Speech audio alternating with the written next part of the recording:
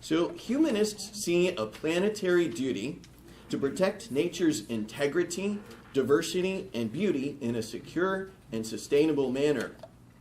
In climate activism, where we've been, where we are, and where we need to go, David Scott, president of the Sierra Club, will share his thoughts and experiences about the environmental movement and efforts to get action on climate change. David Scott is a resident of Columbus who has served as the elected president of the National Sierra Club since May 2013. Mr. Scott advanced the Beyond Fossil Fuels campaign and Our Wild America campaign focused on lands and wildlife protection.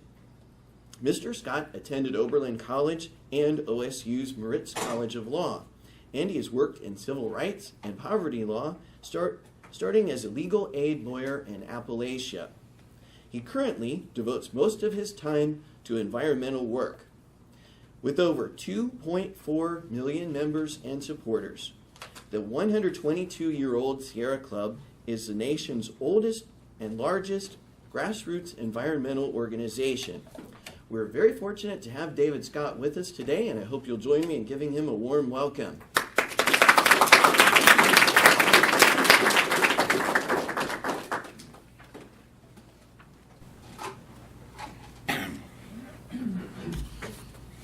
Thank you, Derek.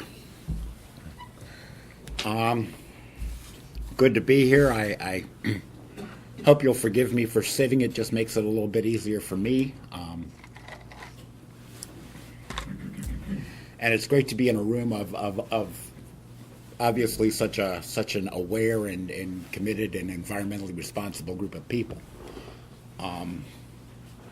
I'm not going to talk very much about individual consumption choices or a number of other topics for the sake of time. Please don't take my lack of attention as an indication that I don't think they're important. I suspect that most of the people in this room recognize that one of the biggest threats to the environment is a consumer society run amok. Some of you may be familiar with things like Naomi Klein's recent book about basically tying the climate problem to the problems of capitalism itself. I'm going to talk a little bit about Sierra Club, the environmental movement, and something tied to my own belief that we can't solve the climate crisis without some kind of firm government action. As it is, fossil fuels enjoy a tremendous, unfair, dangerous market advantage because they don't pay their own freight. The costs are externalized, they're borne by all of us. And I think every major environmental group in this country is convinced that we need some kind of firm governmental action. A little bit about me. My title is president of the Sierra Club. We also have an executive director, Mike Brune. We have some 500 national staff, $100 million national budget. Literally about 22 years ago, I began my volunteer career in the Sierra Club leading Friday night hikes.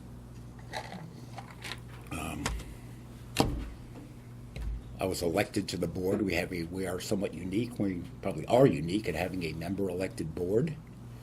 I was first elected to the board 6 years ago. And ballots that go to anybody who's been a member for over 1 year. We have over 2.4 million members and supporters. We were founded in 1892 and have a very long history. And frankly, if you were to look at most boards, for instance, Robert Redford is on NRDC's board. If you were to look at Nature Conservancy's board in Ohio, with former chair of Duke Power, we are unique in having a member-elected board, and it's part of a strong kind of grassroots democracy tradition that we're tremendously proud of.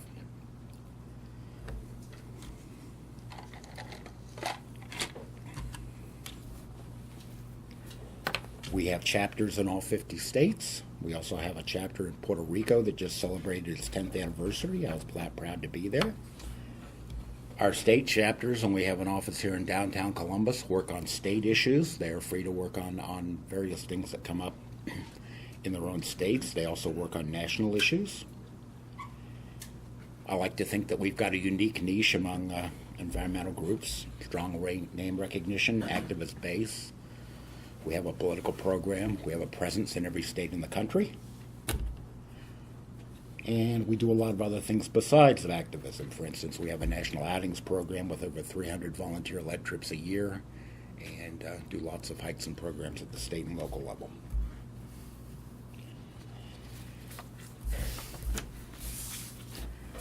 But I wanted to talk a little bit about climate. We don't have a language to talk about climate. I mean, the enormous challenge for anyone trying to talk honestly about where we are with climate disruption in this country now is the challenge of both telling people the truth and still, frankly, creating a sense of hope. To give you a little bit of context, a full 10 years ago, the most respected scientific body in the world, the National Academy of Sciences, founded by President Lincoln's signature in March of 1863. A full 10 years ago, the National Academy of Sciences joined 9 other national academies from other countries around the world, saying the science is sufficiently clear to justify national action to begin cuts in carbon emissions. That was 2005. There's a quote by a scientist who works for Union of Concerned Scientists, another good group. I can't recall his name off the top of my head, but it's a quote that has stuck with me. He said that 10 years ago, we could still model a path to keeping warming under 2 degrees Celsius, which was kind of arbitrarily chosen as the limit, frankly, of dangerous to catastrophic warming. 10 years ago, you could model a pathway to keep temperatures under 2 degrees Celsius without heroic assumptions. You can no longer do that. And again, this is a scientist at the Union of Concerned Scientists.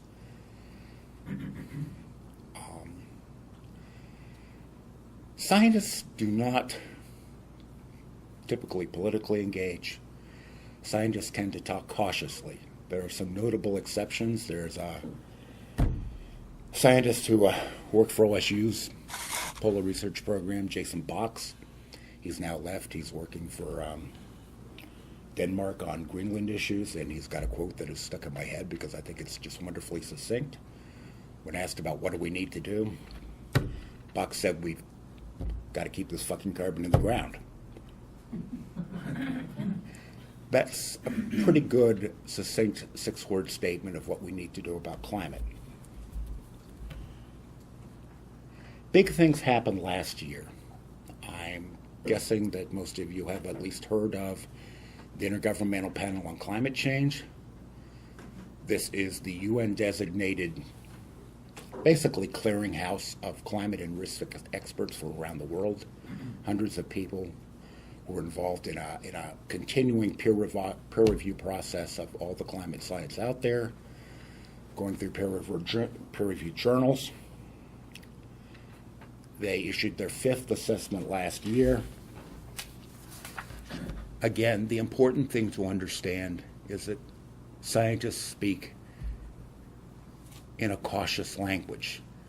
Nobody wants to go out and go beyond what they can prove. Nobody wants to go out and go beyond what they can document.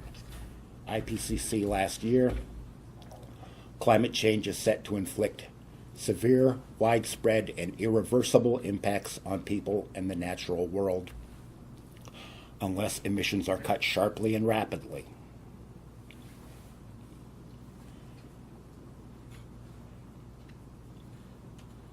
Carbon emissions will ultimately have to fall to 0, probably no later than 2050. Global poverty can only be reduced by halting global warming. Carbon emissions, mainly from burning coal, oil, and natural gas, are currently rising to record levels, not falling. Two-thirds of all the emissions of dangerous climate, two-thirds of all permissible emissions must be avoided, have already been pumped into the atmosphere.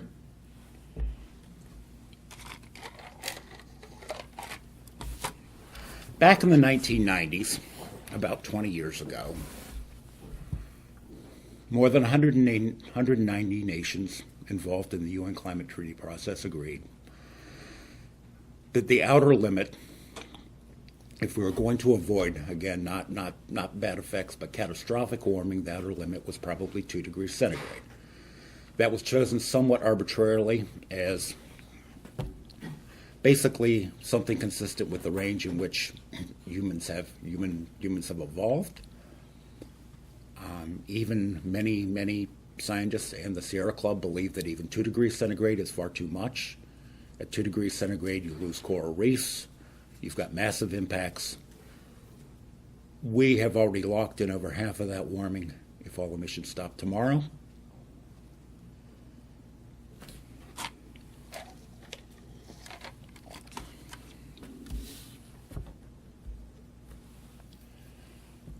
We are presently on course for catastrophic warming. And this is as much a political problem and a social problem as a technical one. We're seeing impacts now. Record drought in California. Sierra snowpack is the lowest it's been in recorded history this year. Even in Northwest Ohio, we're seeing now intense rains that are aggravating the nutrient pollution problem. We're seeing a complete collapse of Arctic sea ice, meaning that instead of the white sea ice that you would have had in past years reflecting light back into the atmosphere, back into outer space, we've now got black water absorbing heat. The message from the IPCC is that the longer we wait, the more difficult it becomes. There's a research group called the Potsdam Institute several years ago put forth the idea of a carbon budget. It was popularized by Bill McKibben in a great article I'd recommend to anybody in Rolling Stone called Do the Math.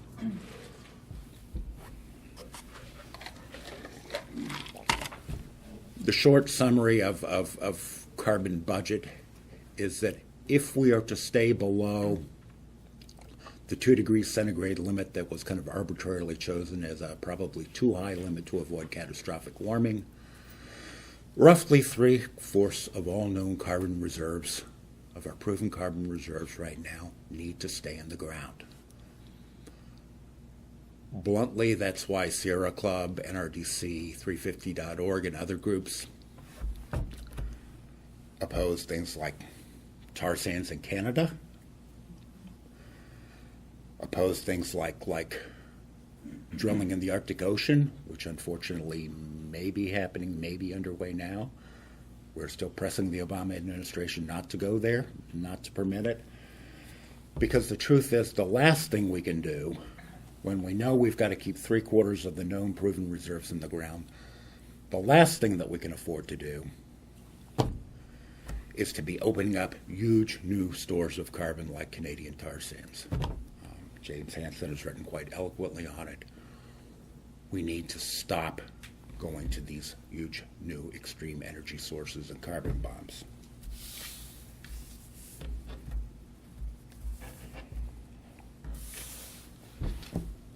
As I'm sure many of you know, we're in a bizarre political environment.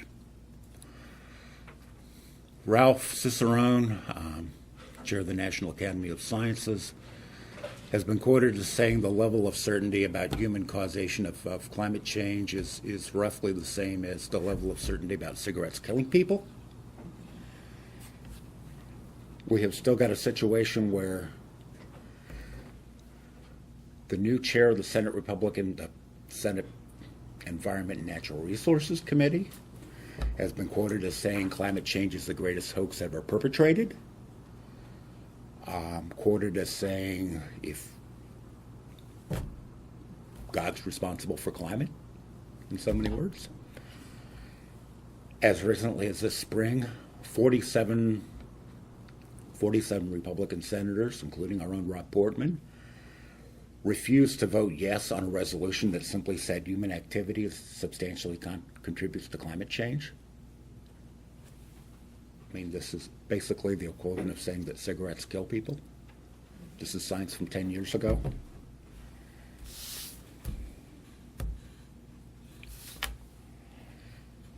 The U.S. and China emit nearly half of all global emissions. Historically, we are by far the largest contributor. And it's important to understand that much of China's pollution is actually pollution from U.S. corporations that chose to move to China. Some estimates say 50 to 60%.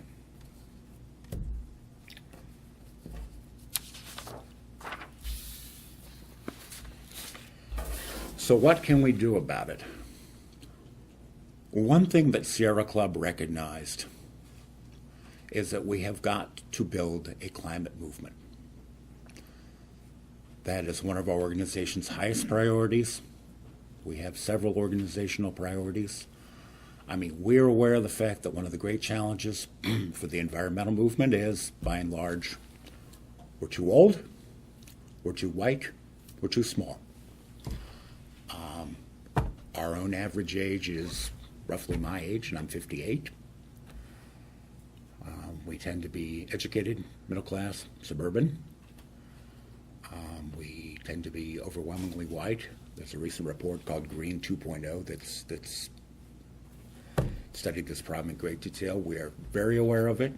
We are very committed to diversifying our own organization, and we're doing it. But if we are going to win the war on climate, we have got to build a broad-based climate and, frankly, progressive movement in this country.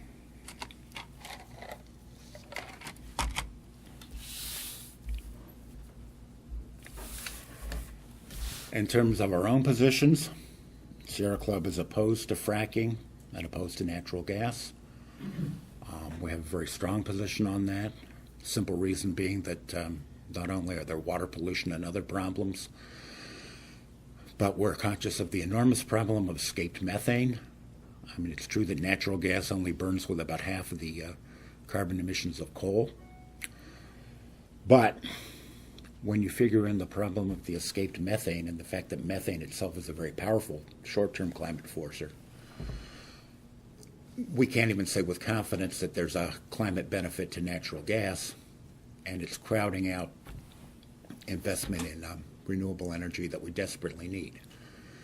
Sierra Club is committed to decarbonizing the electric sector in this country completely by 2030. When the IPCC talks about the single most important things that we can do in the short term in terms of governmental action about climate, anything we can do over the short term to decarbonize the electric sector as quickly as possible is low-hanging fruit. I mean, there are a lot of simple, obvious things that we should be doing. Weatherizing houses, changing building codes, weatherizing office buildings, doing everything in our power to decarbonize the electric sector, to move away not only from coal but from natural gas towards more increased energy efficiency, towards solar, towards wind, towards genuinely carbon-free renewable resources.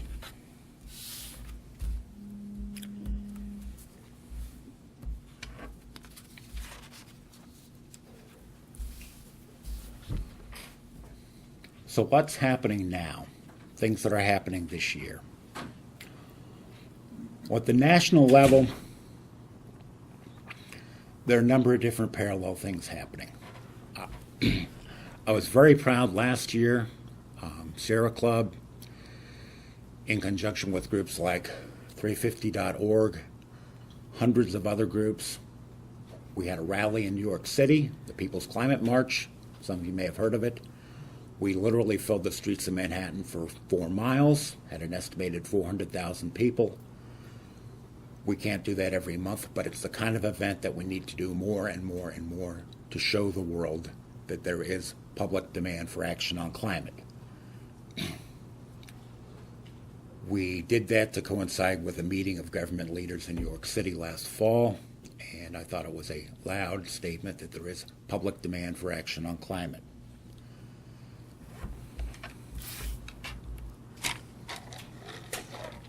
Ideally, and I'm sure a lot of people in this room knew this, ideally we'd have a price on carbon. Sierra Club strongly supports the idea of a carbon fee or a carbon tax. If you go back a couple years, there are 4 different EPA chiefs who served under both Bush administrations, Reagan and Nixon, who said, yes, we need a tax on carbon. Realistically, it's not going to happen. And basically, they implored people like their own GOP colleagues, people like Rob Portman, to support presidential and EPA action on climate. Why? Simple.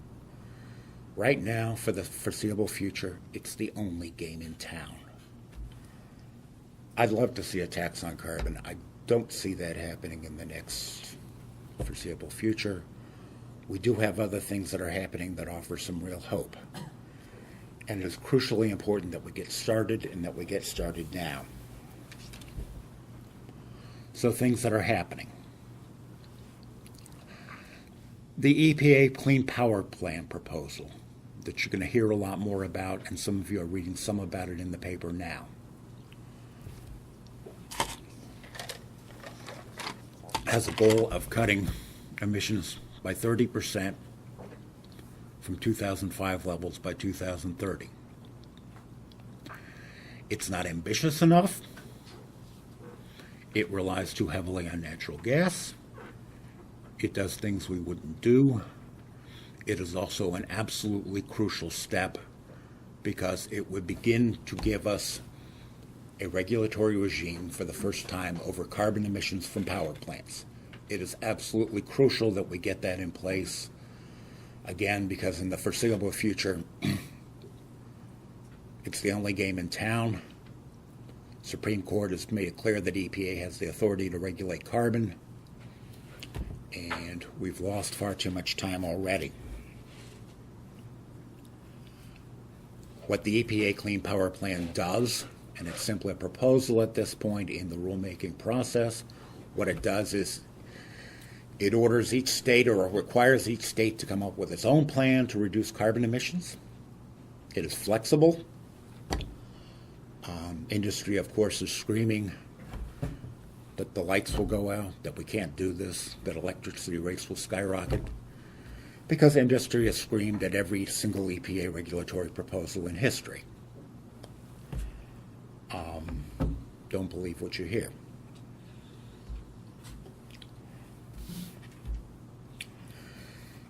The Clean Power Plan is closely tied to another very, very important piece, which is that this fall in Paris,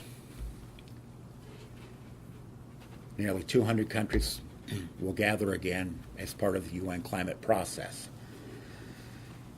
The Obama administration has actually taken I don't want to say surprisingly, but let me simply say that we're pleased at the ambition of the current proposed U.S. position. It's an ambitious proposal. Everything happening is going to get a huge amount of pushback from Congress, and it's very important that we do everything that we can to show public support. The U.S. pledge depends upon the Clean Power Plan because that is the current mechanism that gets the U.S. to the kind of reductions that we need. Our credibility in going to Paris this fall, our credibility in getting China to also pledge to major emissions cuts, our credibility in dealing with Europe, in dealing with undeveloped nations, depends upon the fact that there is an EPA proposal to cut carbon emissions. Understand that 60 votes in the Senate can override EPA rules, and that we're going to have enormous funding fights this year. But on a parallel track, there's some very important things going on. One is the Clean Power Plan. Two is the upcoming negotiations in Paris this fall, where I think there is some reason for hope of agreements coming out that will at least move us forward. Third,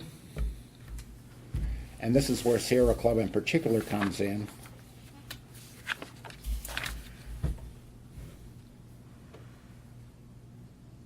the overwhelming majority of carbon emissions from the U.S. power sector come from burning coal. We're firmly opposed to natural gas as well. That's not where we want to go. We need to go to efficiency and clean renewable energy. But there is no way in the world that we solve the climate crisis without completely moving away from coal and coal-fired power plants, probably within the next 10 years. We are committed to completely decarbonizing the U.S. electric sector by 2030. People scream about jobs. Let me point out that Robert Byrd, who was as fierce a defender of the coal miners as anybody in the Senate, turned on the coal industry himself, because the coal industry itself that killed jobs by mechanizing, by driving out unions. We don't want to take anybody's job. But we have got to retire. We have got to retire the U.S. coal fleet. And frankly, we're making progress. I'm very proud to say that last week we did a press conference. 4 years ago, we were proud to get a $50 million contribution for our Beyond Coal work from Bloomberg Philanthropies and Mayor Bloomberg. He has now been joined by a number of other people like the MacArthur Foundation, NPR and the Genius Grants, a number of other foundations. We had an announcement last week of another $60 million pledge for our Beyond Coal campaign for a simple reason, because we are actually making progress. This is working. I mean, on the one hand, yes, we need people's climate marches. We need to build a climate movement. On the other hand, there are real-world things we can do in terms of existing laws, like the Clean Air Act, that allow us to do what we need to do, which is to move to a clean energy economy. Since our Beyond Coal campaign started, we have retired nearly 200 coal-fired power plants in this country. I mean, we've been aided by things like low natural gas prices. But we set out roughly 10 years ago to say we were going to retire a third of the existing coal-fired power plant fleet in this country. We're on track to do that. We have now upped our ambition level to retiring half of that fleet over the next few years. People just bet $60 million on our ability to do that, which I'm very proud of.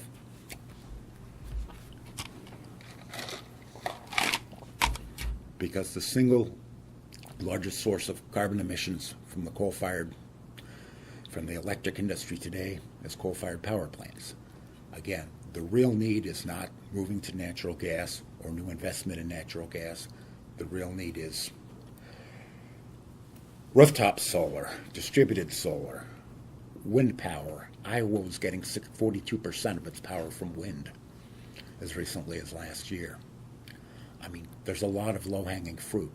There are things we can do with current technology that would make an enormous difference, but we need the political and social commitment to doing them.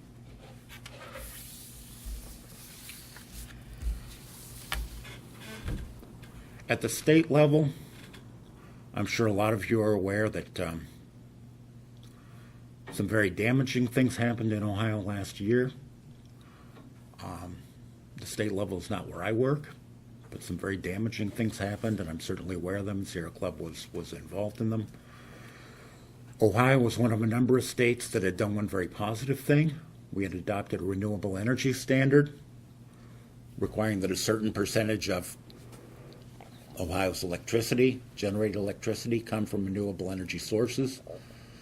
One reason this is so important is that coal and natural gas, coal in particular, enjoy such a huge advantage because they don't pay their own freight. They displace all the environmental and health costs on the rest of us. We had support from groups like Honda, Ohio Association of Manufacturers, the consumer community. We still ended up with a frozen renewable energy standard, a giant step backward in Ohio last year. And it was because of the political cloud of frankly, some very backward utilities like First Energy and the enormous political cloud of the fossil fuel industry, particularly in states like Ohio. People like the Koch brothers. The other thing that happened last year that was a giant step backward was that the most promising part of the state for wind energy was basically set off limits with an absurd setback requirement that says you can't have a wind turbine within a quarter mile of a property line. Under the guise of a property rights kind of movement, the fossil fuel industry came in and basically helped cripple some of the most promising wind production sites in the state of Ohio. Now, one important thing to understand about the EPA Clean Power Plan. States are obligated to follow federal law. The hope is that states like Ohio will go along. But as long as we can keep the EPA Clean Power Plan moving forward, states don't ultimately have the option of saying we're not going to follow the Clean Air Act, we're not going to follow federal law. So sooner or later, as long as we can keep this rule moving forward, as long as we can keep it in place, Ohio is going to have to do things to make substantial 30% cuts in its carbon emissions from the power sector. You're going to hear a lot of screaming. You're hearing it now. You're hearing utilities say we can't do this. You're hearing legislators who get a huge amount of money from the fossil fuel industry saying irresponsible things. Understand that as long as the rule's in place, as long as the rule actually goes through the process it's going through, ultimately states don't have a choice. And again, it's a tremendously important piece because we simply don't have time to wait for the politics to get right to have the important things like a carbon tax that eventually have to happen.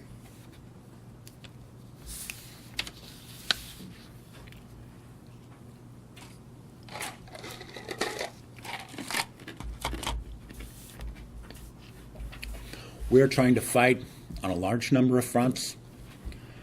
I mean, what we do with our Beyond Coal campaign and the money from that is we have a broad-based strategy.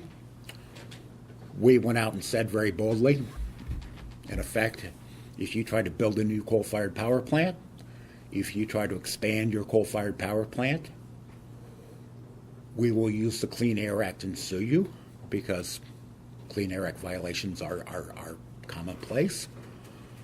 We will use organizers. We will use media. We had events in cities like Chicago where we had two power plants that were 100 years old. We went out with a very effective campaign with kids wearing asthma masks because, frankly, asthma rates have skyrocketed. We emphasized the very real health benefits of cleaning up the power sector. We file lawsuits, we do organizing, and again, we've retired nearly 200 coal-fired power plants since the beginning of our Beyond Coal campaign.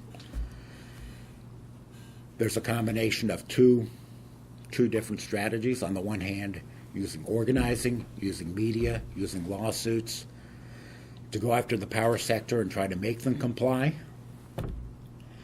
The other thing we're doing is supporting EPA in efforts that frankly should have happened 20 years ago. Right now there's a smog rule, so-called particulates rule. The ozone rule is the American Lung Association, EPA scientists will tell you it's tremendously out of date. The stronger our ozone and smog standards are, the more cases of asthma, respiratory disease, heart attacks, premature deaths we prevent. We also save enormous amounts of money on healthcare costs. 2 years ago, we managed to get a mercury rule enacted. Rob Portman led the charge against stronger mercury rules. Mercury causes brain damage in kids. 1 in 10 women in Ohio of childbearing age has got bloodstream levels dangerous to their kids. That rule has remained in place. Portman failed. Right now, there's a lawsuit in the U.S. Supreme Court trying to undo the rule. I believe we'll win, but one piece of our Beyond Coal work is to do everything we can to support EPA in its rulemaking as we try to end loopholes the coal industry has enjoyed for 20 years, loopholes that were supposed to have been closed in the early 1990s. Things like smog, mercury, coal ash. Today, you have got enormous mountains of coal ash that are treated as ordinary household waste. They've got cadmium, arsenic, nickel.